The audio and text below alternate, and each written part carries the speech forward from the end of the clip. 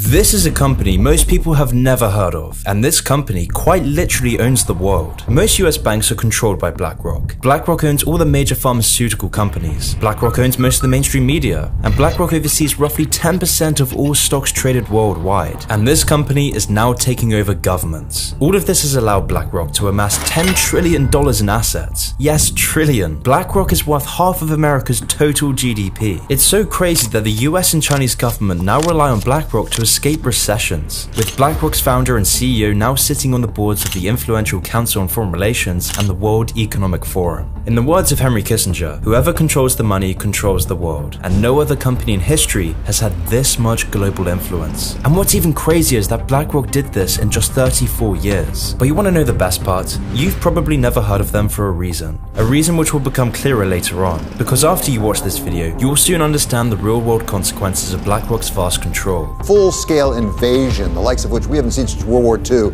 of Russia into Ukraine. And those high gas prices mean the cost of everything that needs to be transported is on the rise. So then how could BlackRock gain so much influence over the world? How could BlackRock go from being just a boring investment firm to the most powerful company that has ever existed? Well, to start, we have to delve into the past of how Larry Fink made BlackRock.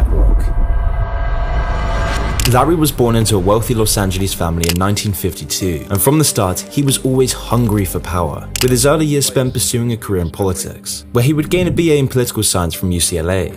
However, he soon enough realized that politics isn't where the real power is, money is. Following this, he changed his focus early on to go into banking and real estate. And while at college, Fink was immersing himself in the world of the rich and powerful, having been a full-time member of the secretive Kappa Beta Phi, a group that's members included Michael Bloomberg and the Goldman Sachs chairmen. Fink took full advantage of these connections and started a career in the mortgage bond department at First Boston, a boring New York-based investment bank. This was where Larry would make his mark on the financial world, because over his time at First Boston, Fink became one of the highest earning employees, generating over $1 billion.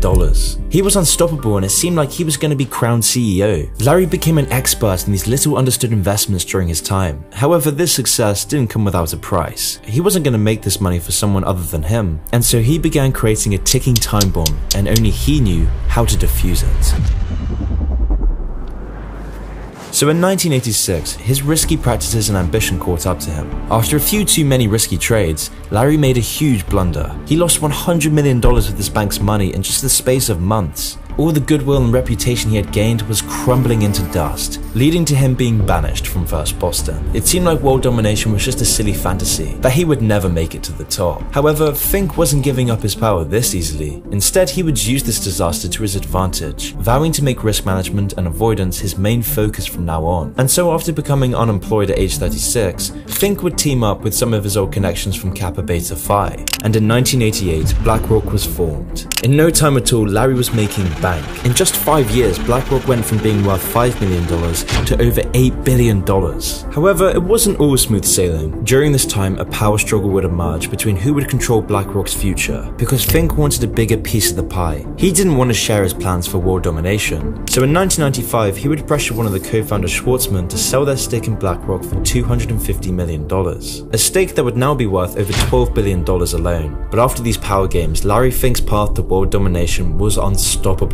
Larry Fink became more and more powerful over the next decade, but this still wasn't enough for his ambition. Now earlier on, I mentioned a ticking time bomb that Fink helped create in his early days at First Boston. Well, this time bomb was now ready to explode, and in 2008, the worst financial crash since the Great Depression struck the world. Traders saying this is the craziest day they have ever seen in these markets. Veteran traders saying they've never seen anything like it. The movement in oil prices so fast. The most serious recession in decades.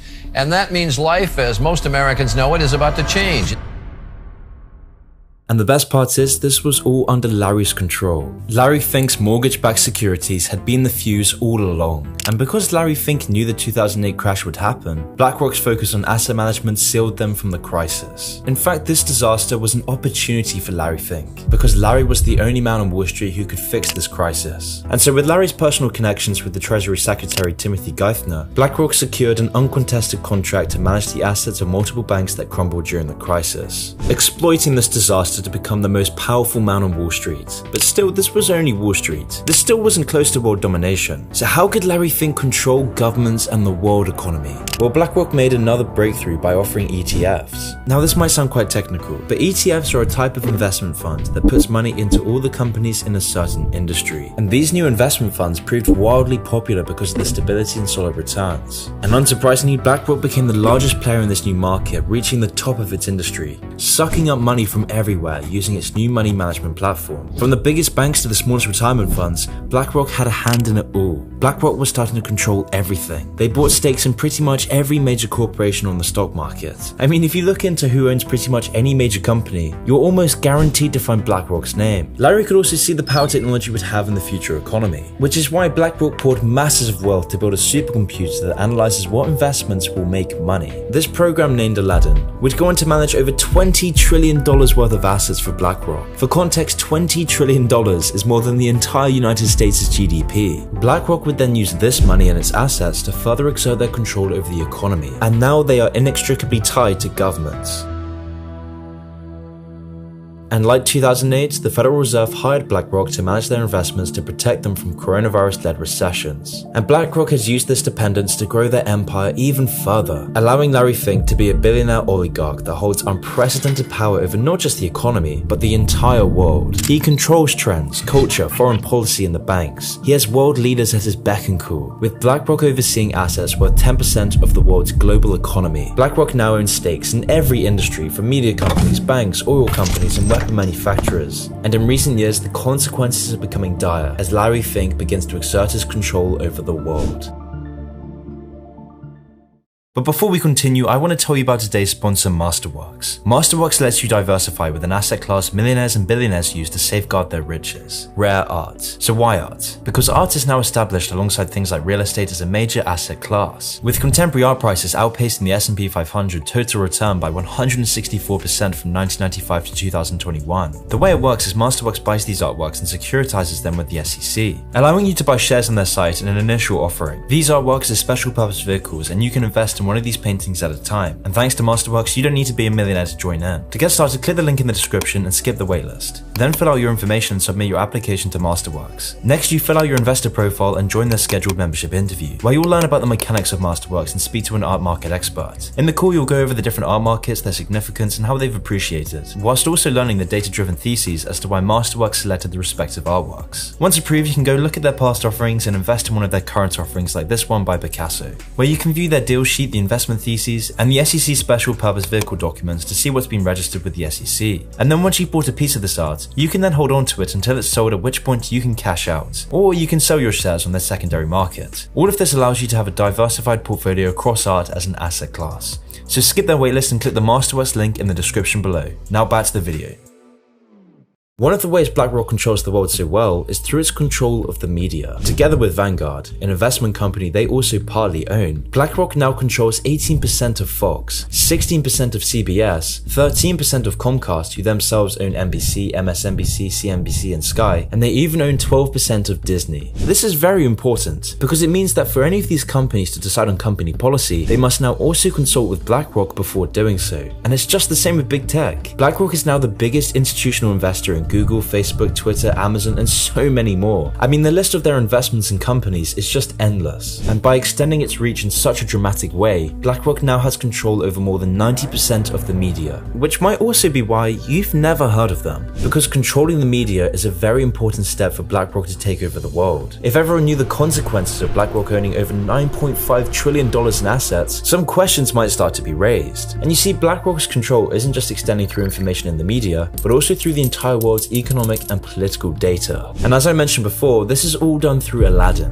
where Aladdin accurately predicts the outcome of every single investment. But the question is, where does Aladdin get this information from? Well, that's where things become very jarring. You see, because of BlackRock's ownership of banks, insurance companies, social media giants, and even pension funds, Aladdin now possesses huge amounts of personal data on everyone who has ever knowingly or unknowingly given BlackRock money. And with such a powerful tool under their arsenal, everyone now wants a piece of the pie. And by controlling this much data, BlackRock now controls governments, because BlackRock can use this data to sway companies and even government decisions. For example, BlackRock successfully lobbied to get a contract to manage the EU's regulation of banks. However, this backroom deal is now being investigated as BlackRock themselves own the banks they should be regulating. And this is just one of the many examples of these sorts of actions. A 2016 study in the Journal of Finance documented that investment companies like BlackRock show, quote, widespread behind-the-scenes intervention in the companies that they own stakes in. And this problem only gets worse as BlackRock owns stakes in nearly all major publicly traded companies. And now with our current recession, BlackRock is buying as much homes and real estate as possible, causing regular house prices to skyrocket. BlackRock profits when a society doesn't own their homes but rents, because BlackRock can squeeze even more money out of the economy through mortgaging off these artificially inflated homes. But this whole situation becomes even more sinister when you realize BlackRock's power is now being compromised by other actors. For example, in August 2020,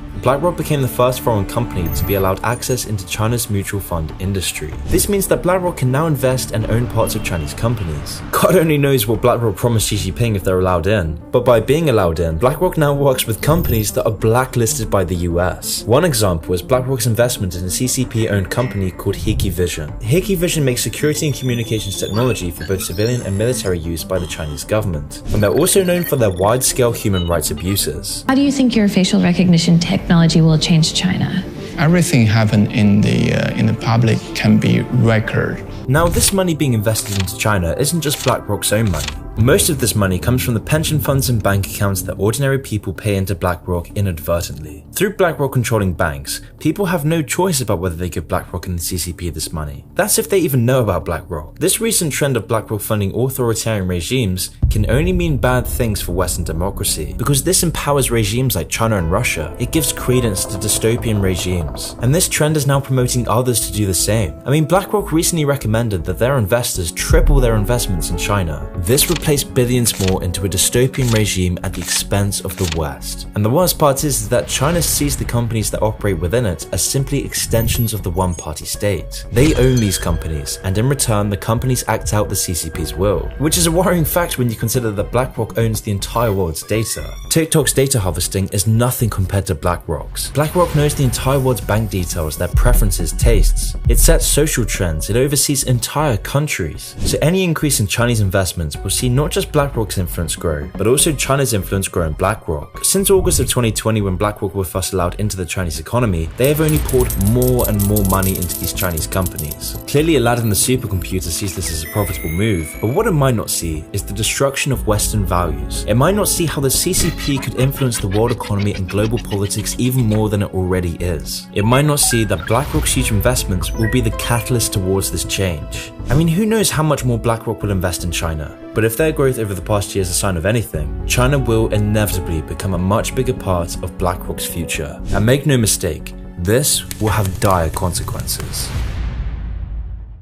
But the cherry on top of all of this is that BlackRock is the main force behind the sheepish woke lecturing that tells you how guilty you should feel. In 2018, around the dawn of the new generation of political correctness, Larry wrote a letter telling all the companies under his thumb to, quote, contribute to society or risk losing our support, adding that, quote, society is demanding that companies, both public and private, serve a social purpose. Which is a very interesting statement coming from a company that is quite literally funding the persecution of Uyghur Muslims and the imprisonment of the Chinese population. A company that is funding a dystopic nuclear regime that is quite literally threatening the very fabric of Western civilization. And so with BlackRock's push for, quote, social purposes, companies now have an ESG score, or in other words, sustainable investing scores, where you have a rating system based on your company's political and social facades. So for example, doing a woke ad for a company like Nike, or silencing any controversial political views on social media will help you get the high ESG score. They will, on their investor relations page, they'll show you their ESG score. ESG stands for environmental, social, corporate governance. And this is where the woke culture comes from. So they've created this kind of phony baloney rating system that says, well, if you, I'm exaggerating, but if you mention that you are, have a green agenda and you believe in carbon credits and you might trade some credits somewhere, then you get a higher score and therefore you're more investable. And it's very interesting to see how big investors like insurance company, institutional investors, They are steering away from anything that does not have the right ESG rating. And if the past tells us anything, it seems like BlackRock is only destined to control more and more of our daily lives. Through Larry Fink's close ties with government leaders around the world, with his huge influence over the World Economic Forum, and his position on the boards of the Council on Foreign Relations, BlackRock is only destined to metastasize. So perhaps BlackRock defines the new era of our globalized world, where ruthless, predatory corporations amass more power than countries, where our politics and society isn't dictated by votes, it's dictated by investment boards controlled by BlackRock, delivering us a more generic, mindless, vapid, and vicious culture. Perhaps BlackRock is just a monument to a world divided between too big to fail companies and powerless, moneyless, and joyless citizens, where companies like BlackRock buy up all our houses, inflating our currencies and profit from our conflicts and turmoil. That's why you can't buy a house. That's why we're more divided than ever. That's why too big to fail companies are defining life in the 2020s. Because we no longer live under free market capitalism, we live under a system for socialism for the rich.